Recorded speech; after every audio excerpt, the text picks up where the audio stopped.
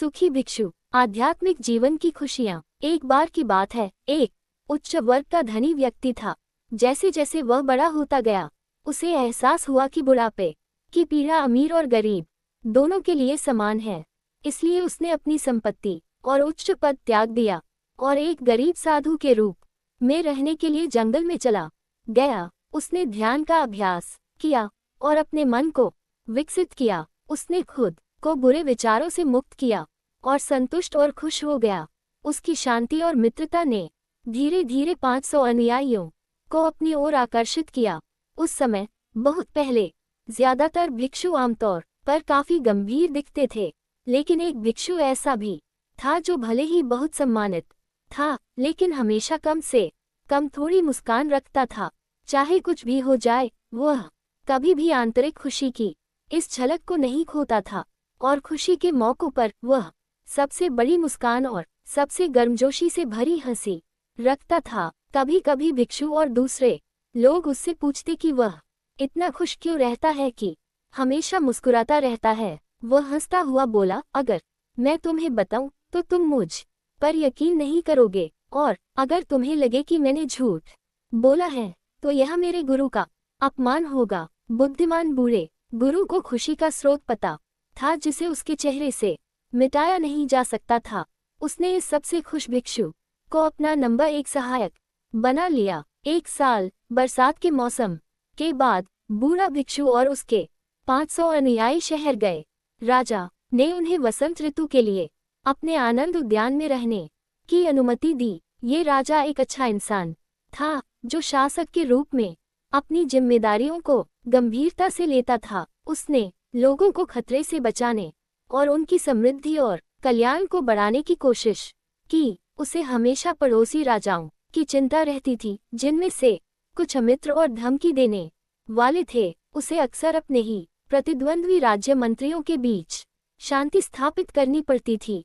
कभी कभी उनकी पत्नियां उनका ध्यान आकर्षित करने और अपने बेटों की तरक्की के लिए लड़ती थीं। कभी कभी असंतुष्ट प्रजा भी राजा की जान को खतरे में डाल देती थी, और जाहिर है उन्हें राज्य के वित्त के बारे में लगातार चिंता करनी पड़ती थी। वास्तव में उनके पास चिंता करने के लिए इतना कुछ था कि उनके पास कभी खुश होने का समय ही नहीं था।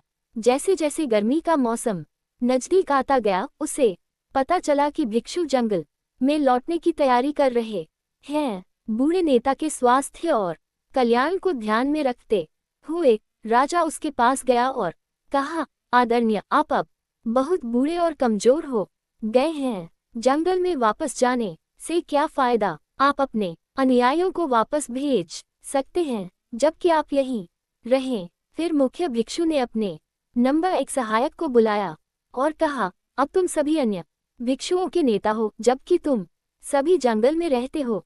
चूंकि मैं बहुत बूढ़ा और कमजोर हो गया हूँ, मैं राजा की पेशकश के अनुसार यहीं रहूंगा। इसलिए 500 भिक्षु जंगल में लौट गए और बूढ़ा वहीं रह गया।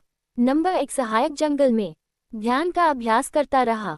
उसे इतना ज्ञान और शांति मिली कि वह पहले से भी ज्यादा खुश रहने लगा। उसे गुरु की याद आ रही थी और वह अपनी खुशी उसके साथ बांटना चाहता था। इसलिए वह शहर में वापस आया और उससे मिलने गया। जब वह आया तो वह बूढ़े भिक्षु के पैरों के पास एक गलीचे पर बैठ गया। वे ज्यादा बात नहीं करते थे, लेकिन बीच बीच में नंबर 1 सहायक कहता था, क्या खुशी है, ओह क्या खुशी है। तभी राजा मिलने आया। उसने मुख्य भिक्षु को अपना सम्मान दिया। हालांकि जंगल से आया भिक्षु बस यही कहता रहा, क्या खुशी है, ओह क्या खुशी है। उसने राजा का अभिवादन करने और उचित सम्मान दिखाने के लिए भी रुका नहीं। इससे वह परेशान हो गया और उसने सोचा, अपनी सारी चिंताओं के साथ राज्य की देखभाल करने में व्यस्त होने के बावजूद मैं एक यात्रा के लिए समय निकालता हूँ, और यह भिक्षु मुझे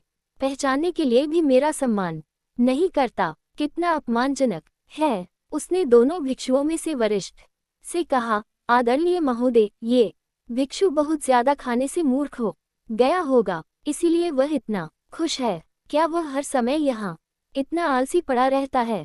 प्रधान भिक्षु ने उत्तर दिया, हे राजा, धैर्य रखें और मैं आपको उसकी खुशी का स्रोत बताऊंगा। बहुत से लोग इसे नहीं जानते।